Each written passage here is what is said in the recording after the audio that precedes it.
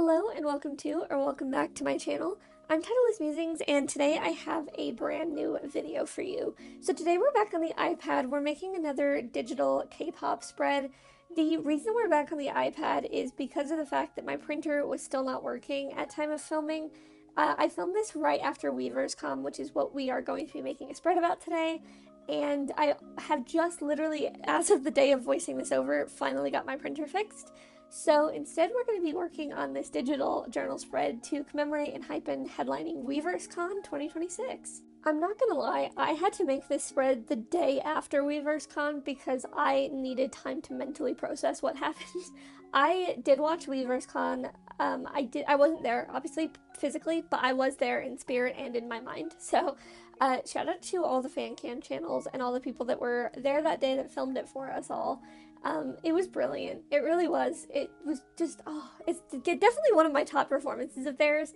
I think the kind of moment that I knew it was going to be good, other than the fact it's Enhypen, they're always good, but the kind of moment that sealed for me that this was going to be a great performance was the end of Paradox Invasion. Having that be the first song and the way that it ended with like the confetti and everything, that is such an iconic way to start a festival. I'm a big festival person. Like, that is on my bucket list, is I want to go to like a Coachella or a Glastonbury or something. So like, you know, I can get down with a good festival. That was such an incredible start. Talk about a great way to warm up the crowd. I know that as well, what I've really been appreciating from a lot of our Korean members in the fandom is seeing how much they're cheering and participating in the new fan chants. Oh my god, at the end with Go Big or Go Home, I did cry. I'm not gonna lie. Hearing the new fan chant sung that loudly brought me to tears. It was beautiful. I'm so glad that they've been treating Enhypen so well over there. I just truly loved and appreciated the audience reaction, both for Weverse Con and for Blood Saga. But yeah, this performance truly was excellent. I think it was interesting as well. Some of the songs that I didn't think that they'd perform, I didn't think we would get Big Girls Don't Cry, because they've done that a lot recently, and that's also on Blood Saga. I know a lot of people were hoping that we would get that one, but so I wasn't exactly surprised. I was stunned to my core that we got Karma, okay? Because hear me out, your girl can get down with Karma. I love Karma.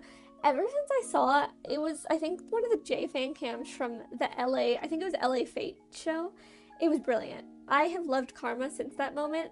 It's a bit like, though, Go Big or Go Home. Like, I don't listen to Go Big or Go Home very often outside of seeing it on concerts. But with that said, like, if they ever did a festival or a show without it, I would be very sad that I was missing out. That's kind of how I feel about Karma.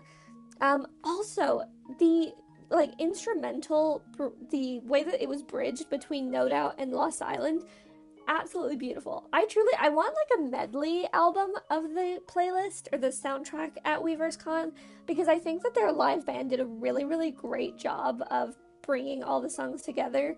Like I said, it caught me off guard at first because I was like, oh wow, No Doubt has this really long, beautiful ending. And then it was like you hear the dun dun dun, and that was when I was like, oh my god, it's Lost Island. So yeah, I thought that their live band did a great job as well.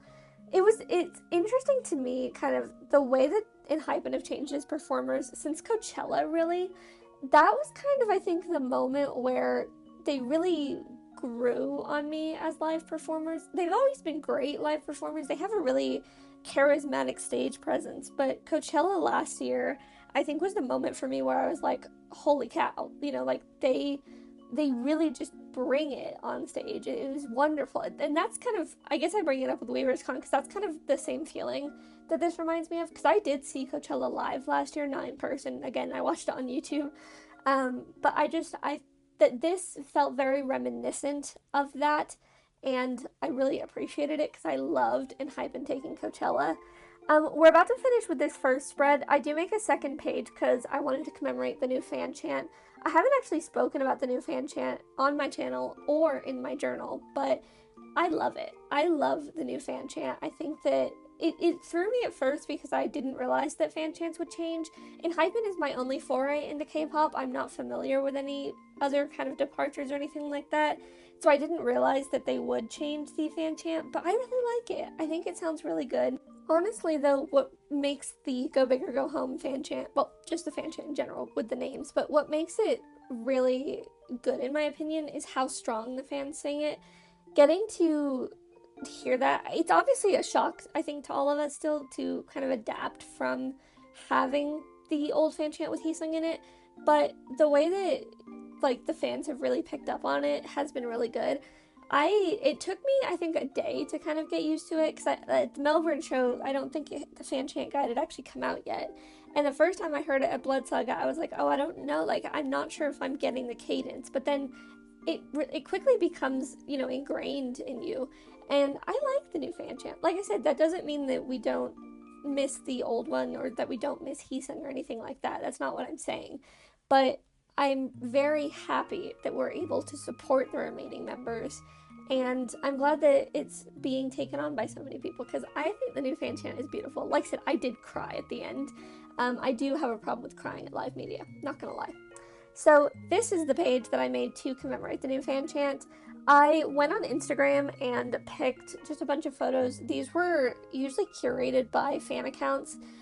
This is also one of the performances that changed Sunghoon for me, unfortunately. So I will be gatekeeping the O2s. No, I'm kidding, I won't. But I did love all the Sunghoon photos we got. I think Jae and Sunghoon I saved the most photos for. So that's kind of where we're at right now in my bias journey. I thought as well that I would just quickly use a little bit of this video to talk about the Enhypen stuff on the channel. Not to do with Heesung. I've already addressed all that. I'm not going to address it again. I think it was in my AC Awards, or one before that. It was in one of my recent Enhypen videos, so if you want to hear that, you can go check that out. I'm not going to be talking about Heesung further on this. But I was going to talk about the Endive thing that's going right now. I want to pick up the merch pack that is on Weverse. I think it's like $38, but I don't have the ability to do that right now. Money-wise, I'm just not in a financial place where I can afford that. So I'm earmarking it here that I won't be doing like a release day unboxing. Literally, the only chance of me doing a release day unboxing is if I get like in the last round of pre-orders. I'm gonna take a look July 1st and kind of see where I'm at with, my finances and things like that. I do want to get that though. I want to have my first OT6 merch. And I specifically want that because I like the photo book a lot, and it would be nice to get some more photo cards. But like I said, right now I haven't pre-ordered it. I'm going to evaluate it in July, so definitely watch this space because I do want to do that. I addressed this last year and I haven't come back to it, which is one of you guys asked me to unbox memorabilia. I still have you on a list. I still have your comment saved. I still have it on my notes app. Please don't think that I have forgotten about that or just ignored your comment. I am still looking for the best way to get that. Again, finances. I saw a copy at the K-pop shop, but it was being held for somebody.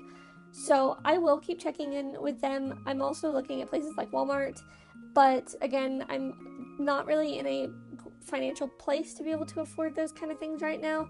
I've obviously been doing some of the book outlet orders on my channel. That is usually because it is still cheaper and I also get free shipping. Weverse, as I've said before, is quite expensive. I'm not gonna lie, looking at this, I think it would be about $50 for me to pick up the Endive. So, again, watch this space. I'm not completely getting rid of my Enhypen merch unboxings or anything like that. But I wanted to address it so you guys knew that I do want to do that. It's just not a financially feasible option for me right now. It would be nice at some point. I haven't really spoken about the channel, but it's been 2 years now that I've been doing this, which is crazy. There have been times, I'm not gonna lie, especially this year, where I've thought, like, is it worth me continuing? Not because I don't love what I do, but I think the thing for me, this year has just not been a good year. I have a lot of free time suddenly, so I've been doing a lot of reading, a lot of filming. I'm in my 6th straight voiceover, but I'm glad that I'm still doing the channel. I think at the end, it would be nice to build the channel to a point where it becomes self-sustainable. I don't necessarily have like huge high goals of being a YouTuber, if that makes sense. Like, I do work outside of YouTube, but I would love to be able to support the channel financially at some point through the channel. So like I said, watch the space. Right now, I'm still a relatively little channel. I'm still putting a lot of hours and a lot of my own money into it. And that I'm only bringing that up because of the Enhypen stuff, that at some point I'm hoping that the channel will sort of fund itself. But for right now, again, I haven't ignored your comments. I do see what you guys want me to unbox, and I still have a note saved with your screenshots. So yeah, watch this space. Take care of each other, because, oh my god, this is a year, isn't it? 2026 is a year. Oh my god. I can't believe it's only June. It's both been the longest year of my life and the shortest year of my life ever. I don't actually know how it's the most medium year of my life. But we are starting to finish up on the spread. I'm just adding Nikki's photos here. You do have to ignore the way I tried to crop the Instagram. I don't have an Instagram account. I just like scrolled through it. I found some on Google Images and then went through. So some of them I had to remove the little scrolly bar from the bottom. But yeah, that brings us to the end of this video. I hope you did enjoy. Sorry that this got a little bit rambly, a little bit long, but I hope you enjoyed the spread because I had a lot of fun making it and I'm super happy with it. Congratulations to Enhypen on Weverse Con. That was genuinely one of the performances of all time. If you did enjoy, please do remember to like and subscribe, as it really does help the channel. Thank you so much for watching, and I'll see you next time.